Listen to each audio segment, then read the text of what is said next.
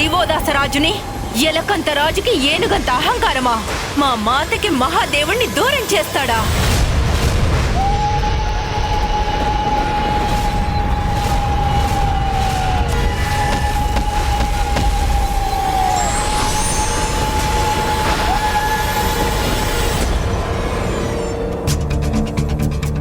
అన్నయ్య, యోగిని మాతలు ఆగ్రహవేశంతో ఏదైనా అనర్థానికి పాల్పడక ముందే, తండ్రి గారిలో క్రోధం మిన్నుముట్టక ముందే మనమే ఈ పరిస్థితిని ఏదో విధంగా అదుపు చేయాల్సి ఉంటుంది. అవును గణేష, మనం సాధ్యమైనంత త్వరగా అక్కడికి చేరుకోవాలి. పుత్ర గణేష, పుత్ర కార్తికేయ, యోగినీలు అత్యంత ఆగ్రహంతో ఉన్నారు. కోపంతో రగిలిపోతున్న వారిని అడ్డుకోవడం అసంభవం. అందువల్ల వారిని శాంతిపరిచే ప్రయత్నాలు చేస్తే మాత్రం దానికి వ్యతిరేక ఫలితాలు వస్తాయి. ఎప్పుడైనా పరిస్థితులు చెయ్యి దాటిపోయేలా ఉంటే మనం మధ్యలో వెళ్ళకపోవడమే చాలా మంచి పని. వెళితే ప్రమాదం మరింత తీవ్రం కావచ్చు. మీరే ఇంత మాట అంటే ఎలా పతి మామగారు? ఈ ప్రమాదకర పరిస్థితుల్లో మేము ప్రయత్నం కూడా చేయకుండా ఎలా చేతులు కట్టుకుని కూర్చోగలం? లేదన్నయ్య, మనం అలా ఎంత మాత్రం చేయకూడదు. ఇటువంటి సమయంలో యోగిని మాతలకు నచ్చ చెప్పే ప్రయత్నం చేస్తే అది అగ్నికి హయం పోసినట్టే అవుతుంది. కనుక సమస్యకు పరిష్కారాన్ని తగిన ఉపాయంతో ఎదుర్కోవాలి. ఆ ఉపాయం ఏంటో నాకు అర్థమైంది.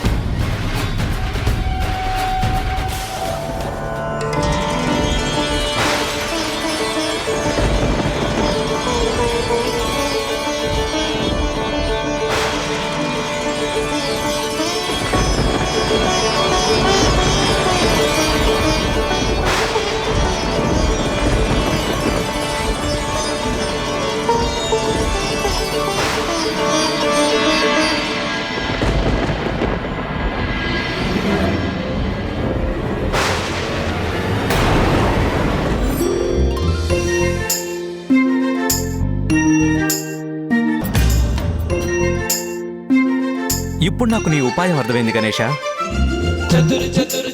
నువ్వు చేతులు జోడించి ప్రార్థించింది మన అమ్మనే కదా?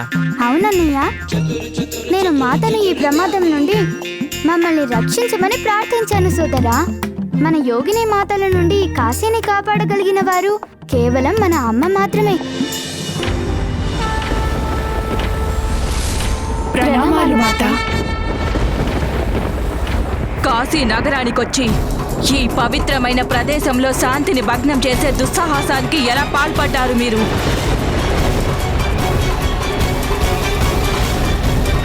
తమరి దుఃఖాన్ని ఎలా సహించమంటారో చెప్పండి మాత.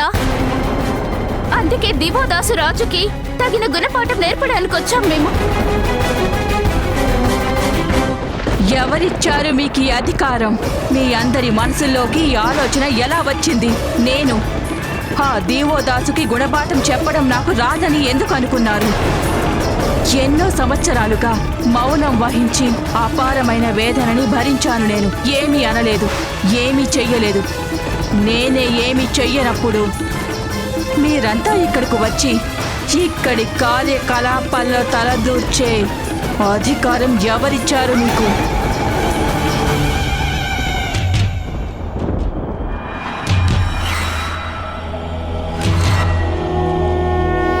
మహాదేవుడే వాగ్దానం చేశారు దీవోదాసరాజుకు. మా మహాదేవుడి వాగ్దానాన్ని నేనెంత మాత్రము భంగం కానివ్వబోను. అర్థమైందా మీకు? అర్థమైంది మాత. దయచేసి మమ్మల్ని క్షమించండి.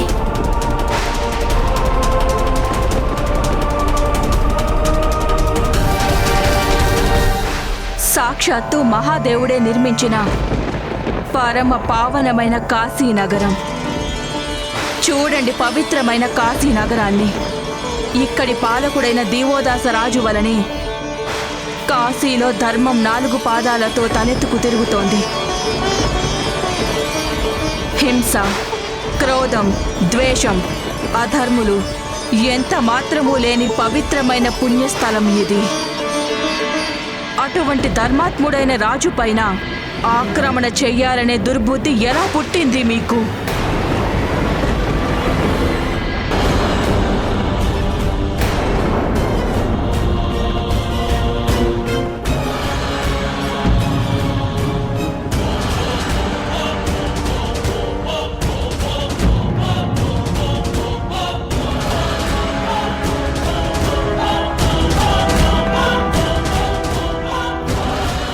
కాశీలో వాతావరణ ప్రభావం మాపై కూడా చూపిస్తోంది మాత.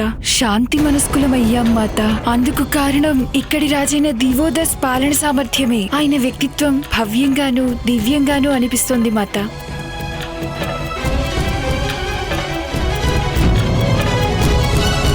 కాశీలోని పవిత్ర వాతావరణం మాపై కూడా ప్రభావం చూపిస్తోంది మాత. బాధలు కష్టాలు లేని పరమానందం ఆ అనుభవానికి వస్తుంది మాకు. అందుకే మీ అందరి మనసుల్లోనూ ఇక్కడే ఉండిపోవాలనే కోరిక కలుగుతోంది కదూ?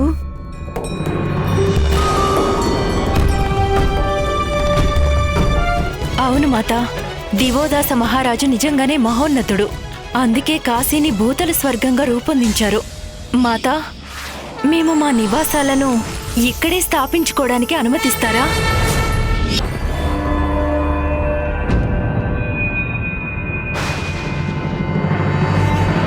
అలాగే యోగినులారా, నేను మీ అందరికీ కాశీలోనే స్థిరంగా ఉండడానికి సంతోషంగా అనుమతినిస్తున్నాను.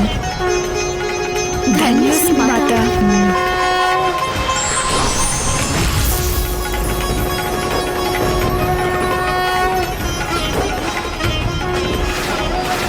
సకల యోగినులు స్థిర నివాసం ఏర్పరచుకున్న ఈ ప్రదేశం చౌసటి యోగినుల ఘట్టం అనే పేరుతో ప్రసిద్ధి చెందుతుంది. ఎంత విచిత్రమో చూడండి. ఎవరిని కలపాలని మనం శతవిధాలా ప్రయత్నిస్తున్నాము, వారే మన ప్రయత్నాలకు అడ్డు తగులుతున్నారు. ఇక్కడ మనం దివోదాసు రాజును కాశీ నుండి పంపించడానికి శతవిధాలా ప్రయత్నిస్తుంటే మనకు వ్యతిరేకంగా దివోదాసు సహాయం అందిస్తున్నారు. అవునన్నయ్య, ఇదే కదా ధర్మానికి ఉన్న శక్తి. అందుకే దైవం ఎన్ని కష్టాల్ని సహించినా, బాధలు భరించినా భక్తుల కోసం ఏం చేయడానికైనా సంసిద్ధంగా ఉంటారు. నాకు తెలుసు మాత, తమరు తండ్రి గారి దర్శనం కోసమే పరితపిస్తున్నారని. అయినా సరే తమరు యోగిని మాతల ద్వారా దివోదాసు రాజుకి ఎలాంటి హాని కలగనివ్వలేదు. ఫలితంగా ఒక పెద్ద ఉపద్రవాన్ని అడ్డుకున్నారు. అందుకుగాను తమరికి శతసహస్ర వందనాలమ్మా. పుత్ర గణేశ, ఇది నాకు సర్వప్రధానమైన కర్తవ్యం. నేను మీ నాన్నగారిని చూడాలనే మాట వాస్తవమే. వారి కోసం కళ్ళల్లో ఒత్తులు వేసుకుని ఎదురు చూస్తున్నాను. కానీ ఆయన దివోదాస రాజుకు కాశీ రాజ్యపు పాలనా బాధ్యతలు అప్పగించారు. ఎవరైనా దివోదాస రాజుపై దండయాత్రకు వస్తే తాను ముందుగా నా క్రోధాగ్ని భావాన్ని ఎదిరించాల్సి వస్తుంది. నేను ఎప్పటికీ మీ నాన్నగారికి ఇష్టమైన ఈ నగరానికి పవిత్రకు గాని శాంతి సౌభాగ్యాలకు గాని ఎటువంటి ఆపద రానివ్వను. ఇప్పుడు ఆ యోగిని మాతలు కూడా కాశీలో తమ నివాసం ఏర్పరచుకున్నారు. అగ్నిదేవా, దానిని మీరంతా అదృష్టంగా భావించండి. మాత యోగిని మాతలను అడ్డుకొని దివోదాసు రాజుపై దాడికి పాల్పడే పరిస్థితి రాకుండా కాపాడారు. తమరు అగ్నిదేవుడు కనుక దాని ప్రభావం అన్నిటినీ కాల్చి బూడిద చేస్తుందని మీకు తెలుసు. అయినా సరే స్వయంగా వెళ్లి యోగిని మాతలను దాడికి పురుకొలిపి వారి ప్రచండ క్రోధాగ్నిని ప్రజ్వలించే ప్రయత్నం చేయబోయారు. అవును గణేష, నీ మాటలు ముమ్మాటికి వాస్తవాలు. కాశీ నగరానికి అది పెద్ద ప్రమాదం తప్పింది. ఇంత జరిగినా మనం ఎక్కడ మొదలు పెట్టాము మళ్ళీ అక్కడికే వచ్చి ఆగాం. మన ప్రయత్నం వృధా ప్రయాసగానే మిగిలిపోయింది గణేష.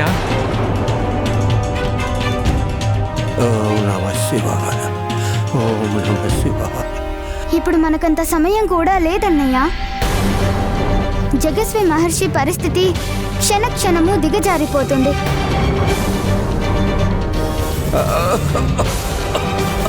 పరిస్థితి మరింత దిగజారక ముందే నేనే స్వయంగా కాశీ వెళతాను.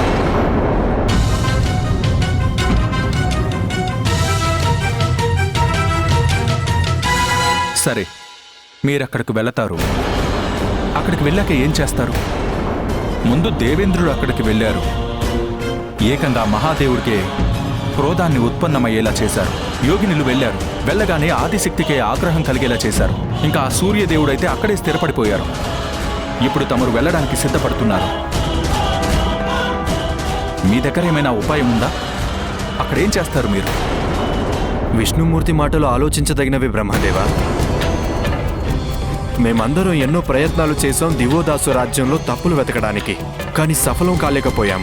మన దగ్గర ఏ ఆధారము లేదు దివోదాసు రాజును వేలెత్తి చూపి ఆరోపించడానికి. మరి మీరు అక్కడికి వెళ్ళి ఏం చేస్తారు బ్రహ్మదేవా? ఈ పరిస్థితి నా కారణంగానే ఉత్పన్నమైంది.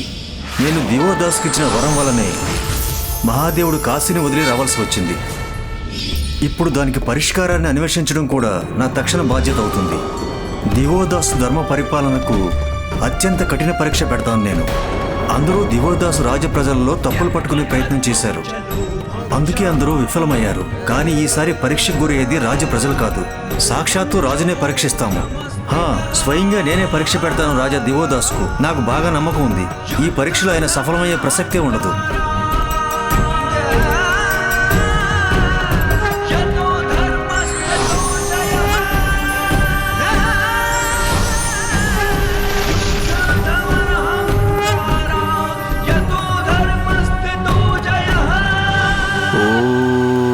బ్రహ్మదేవాయ నమః. ఓం బ్రహ్మదేవాయ నమః.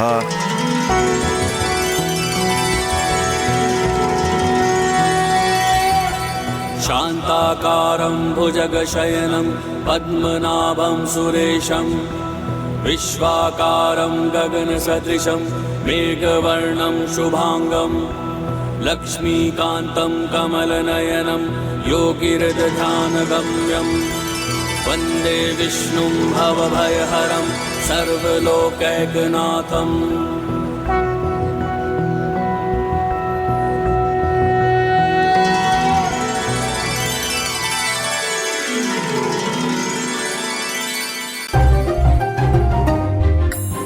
అద్భుతం బ్రహ్మదేవ. దివోదాసరాజుని పరీక్షించడం కోసమై మీరు నా పేరునిలా ఉపయోగించుకుంటున్నారా?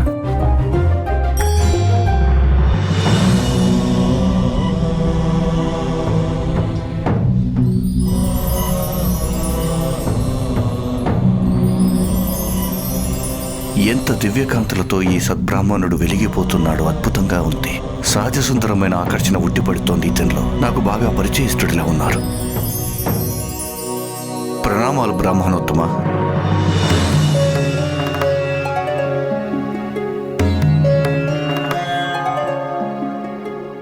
మంచిది.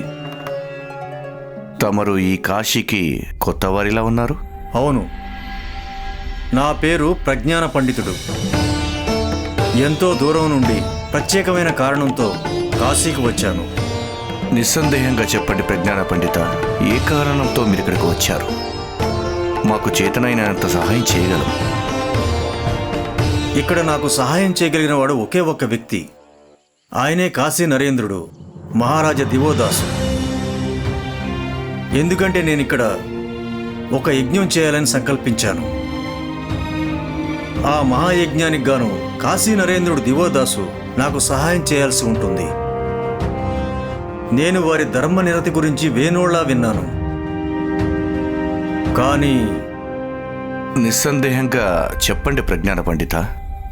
కానీ నాకు ఆయన్ని కలవాలంటే సంకోచం కలుగుతుంది. ఆయన ఎంతటి ధర్మాత్ముడైనా కావచ్చు, కానీ తను ఒక రాజే కదా. ఎంతటి రాజైనా ఒక బడుగు బాపడికి ఎందుకు సహాయం చేస్తారు? పెదమామగారి పథకం చాలా గొప్పది. ఇప్పుడు ఆ దివోదాసు రాజు అంగీకరించక తప్పదు. తమరికి సహాయం చేయటం మాకు అదృష్టంగా భావిస్తాము ప్రజ్ఞాన పండిత. నాకు సహాయమా? నాకేమీ అర్థం కాలేదు. తమరు నాకు సహాయం ఎందుకు చేస్తారు?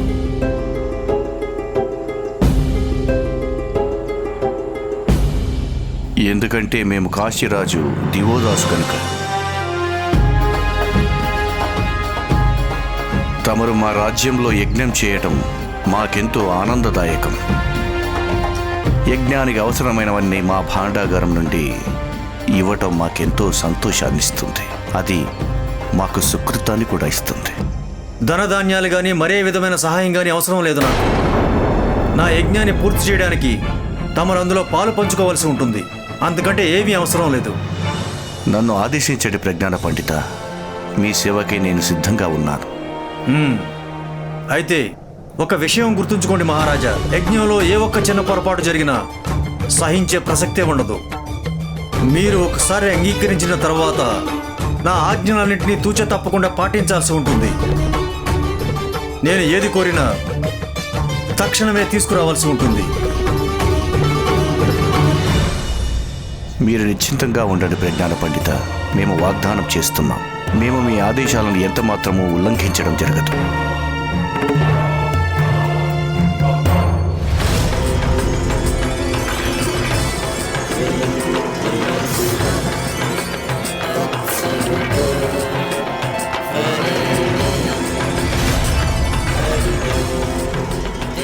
ఈ యజ్ఞానికి ఏర్పాట్లన్నీ ప్రజ్ఞాన పండితుల ఆదేశానుసారమే జరుగుతున్నాయి.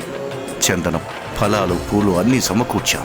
వారు స్నానం పూర్తి చేసి వచ్చాక వీటిని చూసి చాలా సంతోషిస్తారు. వారు ఈ బ్రహ్మదేవుల వారు ఏం చేస్తున్నారు? దివోదాస రాజుతో కేవలం యజ్ఞానికి ఏర్పాట్లు మాత్రమే చేయిస్తున్నారు. దేవేంద్ర, జరిగేది సామాన్యమైన యజ్ఞం కాదు, మహాయజ్ఞం ఇది. యజ్ఞం చేయటంలో చిన్న తప్పు జరిగినా సరే వారికి భయంకరమైన పాపం తగులుతుంది. ఒకవేళ అదే జరిగితే దివోదాసు కేవలం కాశీని పరిత్యజించడమే కాదు, ఆయన నరకానికి వెళ్లాల్సి వస్తుంది.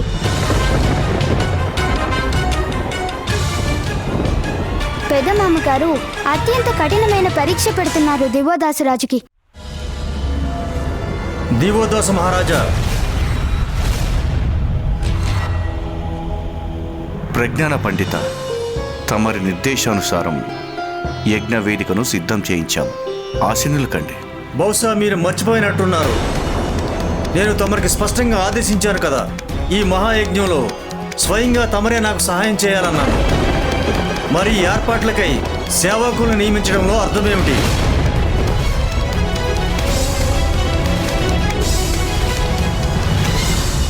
దయచేసి మీరు మమ్మల్ని క్షమించాలి.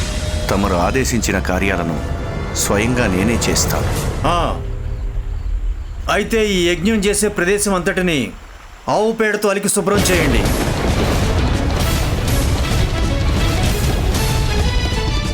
భలే బ్రహ్మదేవ, మీరు చేసిన పని సామాన్యమైనది కాదు. ఒక రాజు ఆవు పేడను తన చేతిలో తీసుకొని అలికే అలవాటు ఉండదు. కనుక ఏదో ఒక తప్పు జరుగుతుంది. కాశీరాజుకిది కఠినమైన పరీక్ష. చూస్తుంటే మీరే తప్పు చేస్తున్నట్టు అనిపిస్తుంది అగ్నిదేవా. మీరు ఆ దివోదాసును అర్థం చేసుకోలేకపోయారు, అందుకే అలా మాట్లాడుతున్నారు. బ్రహ్మదేవుడు ధర్మానికి కర్త అయితే దివోదాసు రాజు కూడా ధర్మనరిత కలిగిన వారిలో అగ్రగణ్యుడు. ఇప్పుడు బ్రహ్మదేవుడికి పరీక్షలో దివోదాసు రాజు ఉత్తీర్ణులు అవుతారో లేదో తెలియడానికి కాస్త ఓపిక పట్టాల్సి ఉంటుంది. తమ ఆజ్ఞ ప్రజ్ఞాన పండిత.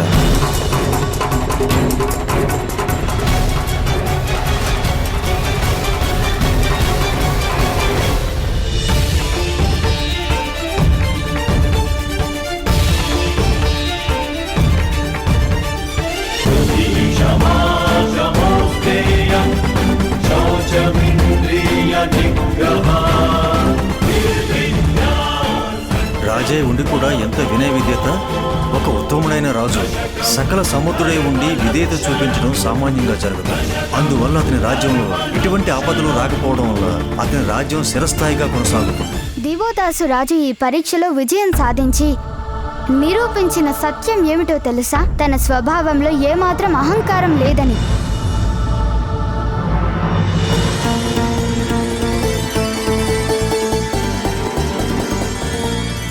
మంచిది, ఇప్పుడు వెళ్ళు. స్వయంగా నువ్వు ఉత్తర దిశలో ఉన్న అడవికి వెళ్ళి యజ్ఞం కోసమై ప్రత్యేకమైన సమిధులను సేకరించి తీసుకునిరా. ఉత్తర దిశలో ఉన్న అడవికి వెళ్ళాలంటే మహారాజు అత్యంత కఠినమైన ప్రయాణం చేయాల్సి ఉంటుంది. ఉత్తర దిశలో ఉన్న అడవి కాశీ నుండి చాలా దూరంలో ఉంది. వారొక్కరే వెళ్ళి ఎలా తీసుకురాగలరు సమిధలు? మహారాజా, మీకు సహాయంగా ఉండటానికి మేం కూడా మీతో రావడానికి అనుమతినివ్వండి. వద్దు, మీరిక్కడే ప్రజ్ఞాన పండితుడికి సహాయంగా ఉండండి. ఈ పని కఠినం. విషమం కూడా ప్రమాదాలతో నిండినది. కానీ ప్రజ్ఞాన పండితుడి మహాయజ్ఞం కోసమై మేము ఒంటరిగా వెళ్ళి సమిధులు తేవడం చాలా ముఖ్యమైన కార్యం. అందువల్ల వారు కోరుకున్నట్లు జరగడం ప్రధానమైనది. నా యజ్ఞం త్వరలోనే ఆరంభం కావాల్సి ఉంది. ఈ విషయం గుర్తుంచుకోండి రాజా దీవోదాస. రేపటి తొలిజాము లోపల సమిధులను తీసుకురావాల్సి ఉంటుంది. తొలిజాము దాటితే అవి పనికిరావు.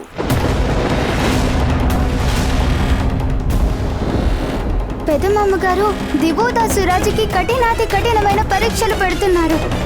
దీనివల్ల దివోదాసుకి హాని జరిగితే ఎలా? పెదమామగారి యజ్ఞానికి కావాల్సిన సమిధలు తొలిజాము లోపలే తీసుకురావాలి.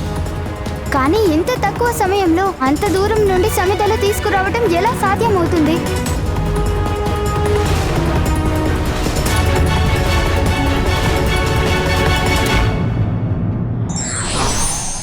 ఎవరైతే ఏ పనిని తక్కువగా భావించకుండా ఉంటారో వారే నిజమైన ధర్మపరాయణుడని పిలువబడతారు.